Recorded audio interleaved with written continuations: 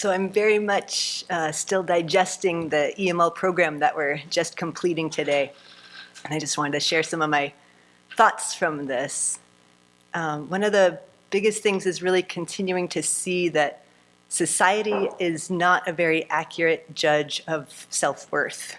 It doesn't provide a very good basis of self-worth or what it actually means to lead a meaningful life. Venerable at the beginning of the EML said that we're such conditioned beings and how shaped and molded we are by our influences of society, and how important it is to become intentional about surrounding ourselves in conditions that will actually shape and influence us in the ways that we want to go and develop, which is why living in community, an intentional community, is so important. An intentional community is more about, really focusing on those values and developing into the person that we want to be. But it's also not easy. It's been described as a rock tumbler, but I think of it more of a pressure cooker or a slow cooker a lot of times, where there's nowhere to go. And it's slowly working down those potatoes and hard carrots and all the really, conditioned things that I developed in society that I thought who I was, but aren't really meaningful or who I really want to be and to express myself. But some of the benefits of living in community that we all know are that we all share these same values and interests, and we're openly talking about them. We also can get so much more work together done like yesterday, where we moved a lot of wood with 10 people in just half hour. With many people coming together, get a lot of work done. My practice is a lot more consistent. There's no way I was really getting up at 5:30 in the morning every day when I was a layperson and practicing more than 2 hours a day. And it also greatly helps me stay away from distractions like music, surfing, spending money on eating out, and chasing guys, and just a million different distractions that I thought would bring happiness, but really just brought more disappointment and craving. It was a never-ending cycle.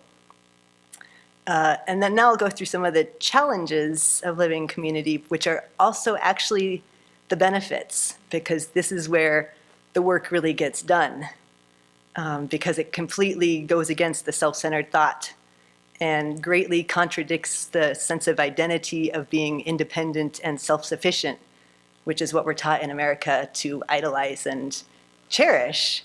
And so it's a challenge because it completely goes against everything that I've been conditioned to believe. It's so much easier to live alone and to have the illusion of being in control when everything goes the way you want it, and I can just live how I want and control how I want it. And so it's a lot easier living alone, but that completely reinforces that illusion that I'm independent and separate. It also greatly challenges my past conditioning of hiding, of avoiding situations, and just trying to make things easy. Recently, I've been looking at two of my greatest fears, which come from childhood conditioning. One is the fear of being overpowered and dominated, and the other is fear of rejection. And both of those definitely get brought up in community. But I'm also learning that even though I have those fears, ultimately only I can do those things to myself, that only I can give away my power, or only I can reject myself.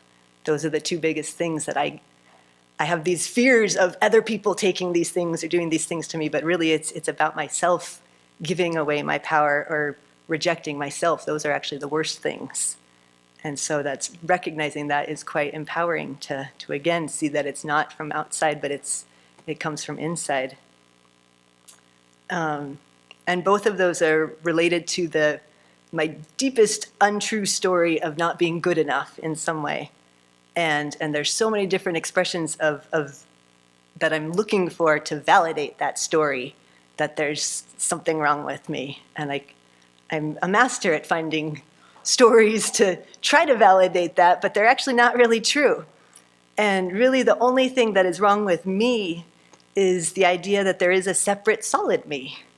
And so it's such a good process of, again, challenging those fears again and again and really seeing what's true. There's so much energy spent on reinforcing those stories and finding ways to kind of feed those fears. But when I really look at it, none of those are actually really true. A lot of this has come into light in our discussion groups that we've had, especially the authority and resistance discussion groups. And I mean, they brought up a lot of, fear and uncomfortable feelings, but it really, to me, it focused that spotlight on the self-grasping, that's, again, the root of what's causing these problems. That coming from that really ancient feeling that I need to prove that I exist and that I'm good enough and that I need to be seen and heard. And so from that underlying feeling that I need to prove myself, the self-centered thought reacts in all sorts of different ways because it's feeling threatened. And so it's especially acts out in feeling arrogant and saying, I don't want to because I'm right, or listen to me because I'm right. And again, it's that underlying fear of not being seen or heard, but it gets expressed in so many unhelpful, unskillful ways. Recently, I was reading an article that the author was just kind of going through the 8 worldly concerns again, and they listed the kind of the 8th pair of attachment to praise and good reputation or aversion to bad reputation, and they translated it as aversion to being anonymous.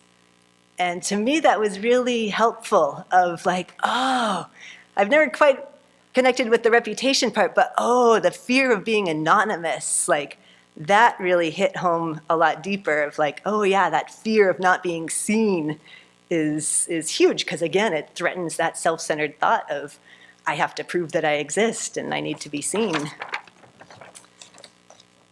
The other topics that we covered were career, family, and relationships. And again, those are all connected with wanting to fit in and to not be rejected and trying to prove my self-worth according to society's standards. That if I have a good job, if I have that partner, if I have the house and the car, then all of those means that I'm worthy. But I had all those things and I wasn't really satisfied and I still didn't feel very worthy because I was disconnected with really myself. I wasn't feeling genuine. I was a wildlife biologist, which is a cool title, but people don't know that actually really means being an accountant and staring at a computer most of the day. And because of that, like, it sounds good and flashy on the outside, but on the inside, it was miserable. And I was constantly fighting and arguing with coworkers, and so it's again, we have all these facades of, it sounds good on paper and it looks good out there, but it's so not fulfilling on the inside. And so here we're learning a completely new criteria of self-worth that are more in line with the Dharma. If I'm in line with the Dharma, then those are the qualities that I want to develop, and those are the qualities that actually are more genuine and make me feel a lot happier. Those qualities of humility, honesty, consideration for others, those are the valid basis of self-worth. It's so easy to go with the flow of society and to be influenced by society's standards of success, but they don't match up with actually being happy and content. And there's so many distractions that keep me from taking the time to really think about what my own personal values are and what's most important to me, not just being told what to think, which we so easily can do when we're in society. So the opposite of that is actually really being intentional, like we're living in an intentional community, and being clear on our purpose and our meaning, not chasing that next pleasure fix and just running after the carrot that we'll never ever catch. Another great benefit of living in community is the importance of normalizing things. And we do this in our discussion groups, in our daily conversations, of really just seeing, of kind of cracking things open and showing that vulnerability, but that creates that connection and that honesty to recognize that I'm not really that different, that there's not something wrong with me. I mean, we all have different flavors of things, but really there's so much more similar to us.